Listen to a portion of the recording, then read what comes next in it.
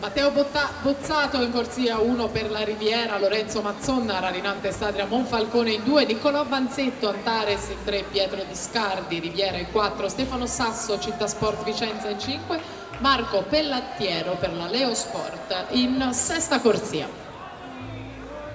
Naturalmente ricordiamo agli atleti che prendono parte a queste gare di fare attenzione al momento della partenza della gara successiva a spostarsi lateralmente vicino alla corsia e a non toccare più le piastre, quindi rimanere un po' lontani dalle piastre in modo da agevolare il lavoro di tutti e la partenza della gara successiva. Grazie.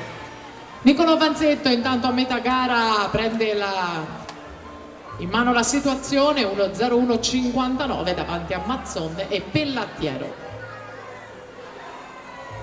Per la quarta serie, intanto ai blocchi Roberto Zanin, Rarinante Smarostica in 1, Mattia Zanette, Gabbiano in 2, Francesco Cerchier, Piave in 3, in 4 Andrea Michieletto, Polisportiva Annuale in 5 Alberto Fracasso 2000 Padova, in 6 per il Ravne Korosk, ma Alen Cortez.